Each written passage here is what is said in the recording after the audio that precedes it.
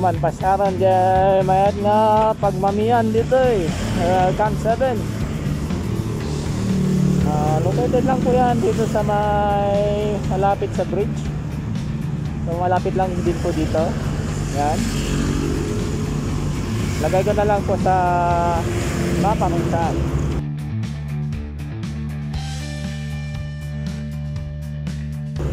So puntahan na natin.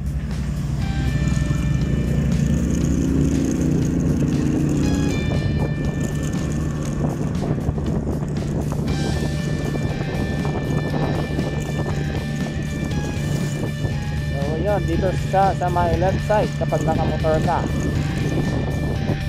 Bali ito. Yan. Ito na siya.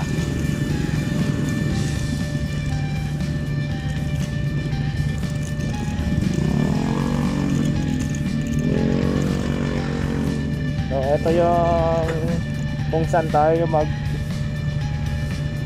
magre-repair mamaya. Dahil bagsak tayo sa brake light.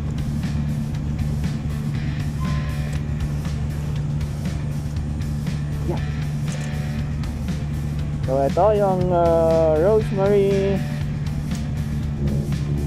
ba?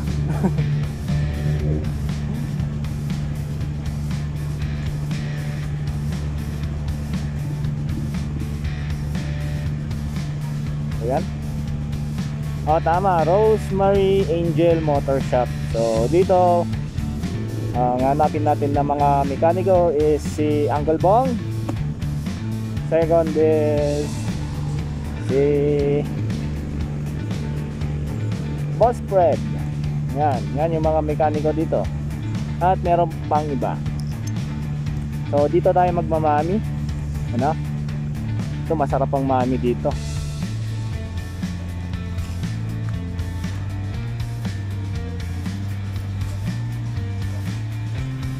Isa na mami man, no? So yan. So wala pang pangalan yung wala pang pangalan yung kanilang mamihan. Hindi lang siya mamihan, kainan din siya. So ito. Dito na nga tayo. So mamaya continue natin yung film natin. I-post ko lang muna saglit. Right. Ito na yung kanilang mami. For 60 pesos meron ka na ganitong mami. Ayan. 2 second time natin na pumunta dito.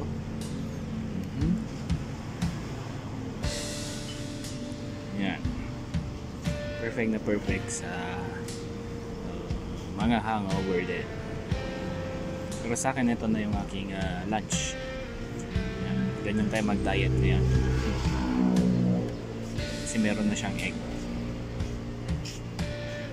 So, dito lang yan, malapit kay Rosemary Angel Motor Shop. Ayan. Pwede rin po kayong mag-request ng additional sabaw, pero sa dami ng sabaw nito hindi ka na magsasabaw ulit. Matakaw man ako sa sabaw pero hindi ko kaya din yun. Ubusin yung sabaw kapag nagpaad pa ako ng sabaw. So ayan, dito lang yan. Camp 7.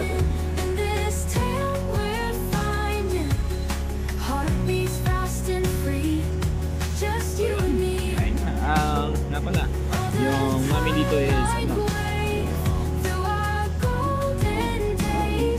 kakaiba yung lasa niya. Para siyang bulalo na hindi mo maintindihan kung bulalo ba or mami. Basta masarap kasi yung tinta nila dito. Yun ang gusto ko dito.